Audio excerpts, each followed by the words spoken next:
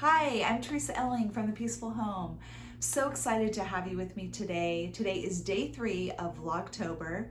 And if you are new here, I would love it if you would subscribe. We talk about all things home and family here. And during the month of October, I will be posting every day to give you a little bit of a glimpse into my life every day, as well as to answer questions that you have and to do various projects. So I think it'll be a lot of fun. I told my daughter today, one of them in Idaho, she called, and I told her I'm 25% excited and 75% terrified. And that's about right. So this morning, my grandkids came to visit and we hung out for a bit, and I'm learning to use Instagram, so that's new, and that was a lot of fun. And then I started working on just some forms actually for this month so that I can keep track of what I'm recording each day, as well as the questions that people are answering me, so that I can make sure to address those. So remember to leave questions in the comments below if you want me to answer anything about home and family.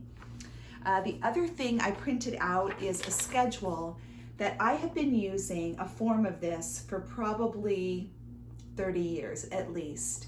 And before I used computers, I would use my ruler and pen and mark this all out and get a weekly schedule. This is my schedule that doesn't really move, and actually I'll probably do a whole nother day talking about this, but I just printed out copies because my goal this weekend with a new season, especially with Vlogtober, to kind of solidify what my week is going to look like each week. So I'm gonna work on that.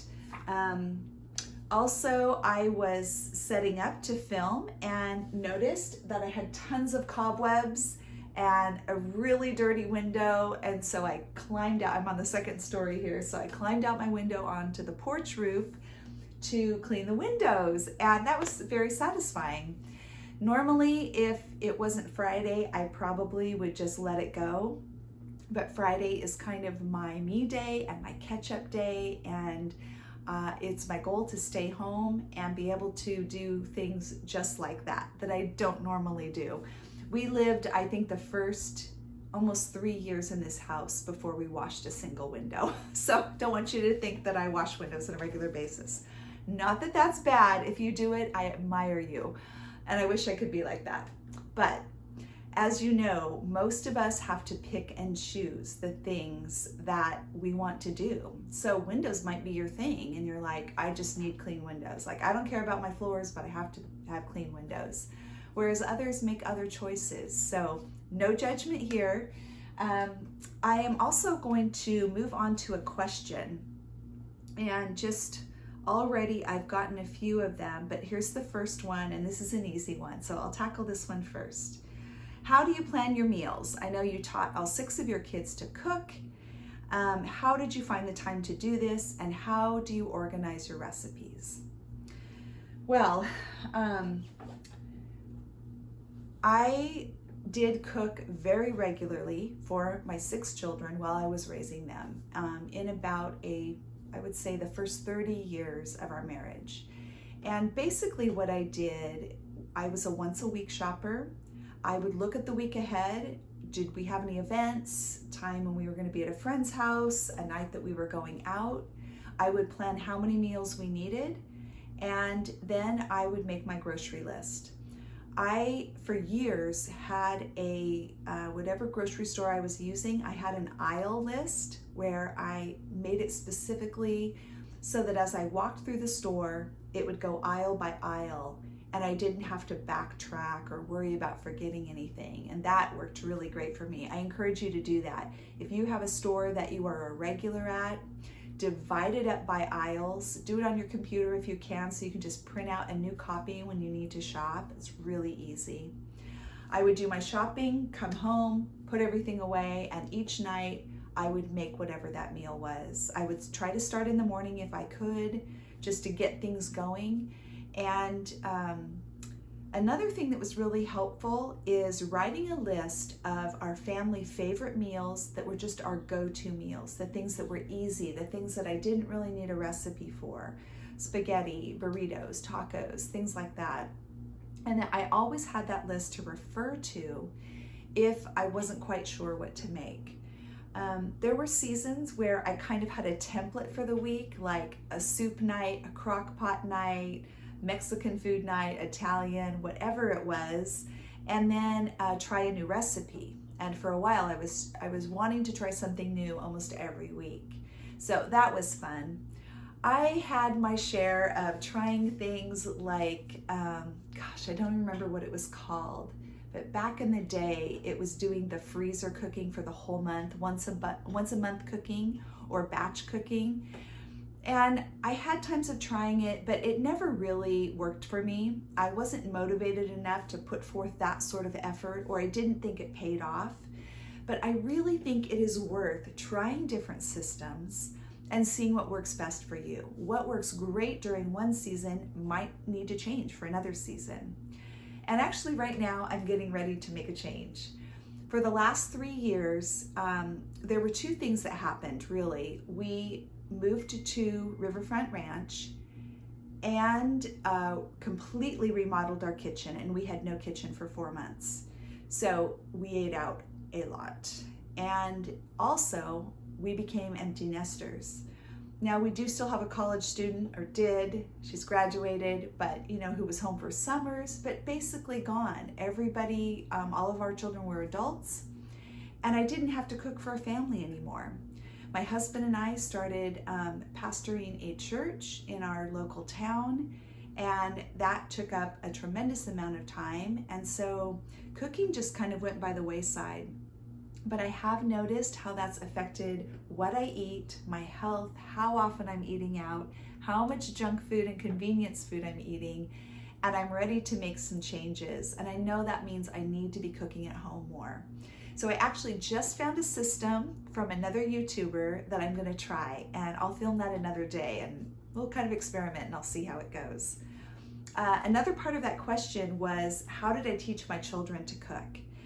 And honestly, if I could do it again, I would have done more, and I would have done it sooner with them. But I did the best I could at the time. We did homeschool, so there were definitely more opportunities to teach my kids to cook. And I think what you have to keep in mind is it's messy. If you have had a child cook with you, there were times when I would start out, hey, let's make cookies, and halfway through, I'm like, why don't you guys go play? I'll finish up, because it was just a disaster. And so if you can get through that and just keep your end goal in mind, they've got to make messes to learn to clean up, to learn to be neater. So it's part of the learning process. If you can commit to that, it's just so important. I will tell you, cooking has really it's a lost art. And so many young adults, young moms that I talk to, were not raised knowing how to cook. My mom is an amazing cook, and I learned a lot from her. And I just tried to instill that into my children. And so one way we did that was having a different night where each of the kids were a helper. And so that was one of their chores, and they had to help me with dinner. And another thing we did was plan nights where they could choose a menu and learn to cook something new. One thing that I found was helpful is having them repeat that meal several times. So if they're learning to make spaghetti sauce for the first time, go over all the steps, have them watch you and help, then have them try it a second time, maybe a couple weeks later, and then invite the grandparents over, invite the neighbors over, let your child cook that night, and let them show off their skills. So those are some of my tips. As far as organizing recipes, for most of my life, I have had just a 3-ring binder where I've printed out recipes and put them in plastic protector sheets. But to be honest, I rarely use that anymore. I'm sure you can guess that I just go to the internet. I have a Pinterest board of recipes to try that's broken up into categories, and recipes tried and true, which is my board for anything that ends up being a favorite. So if I try a new recipe and we don't like it, I just delete the pin. If I like it, I move it to my tried and true board, so that way I can find it easily. Trying to think if there's anything else in answering that question. I don't think so. That pretty much covers it, but that's what I've done raising our kids, how we cooked, and we did try to eat together as a family almost every night. And I would encourage you to do that too. Families that take my parenting class, it's one of the challenges for one of the weeks, an assignment to try to eat with your family at the table. And if you're not used to doing that at all, try it one night a week. Make it a family night. Try it 3 nights a week. It doesn't have to be every single night, but there are so many things that you can teach your children just by having a meal at the table. Some of the things they learn is how to sit still for more than 5 minutes, how to share in a conversation and be able to talk, how to not interrupt, how to have good manners. So all of those things are taught not in one sitting, but building day by day by day when you eat at the table with your children. So there's the answer to that question. Leave comments below. I would love to hear about how you do your meal planning, what you do with your kids, how you teach them to cook, as well as any other questions you might have. Thank you for joining me today on The Peaceful Home for day 3.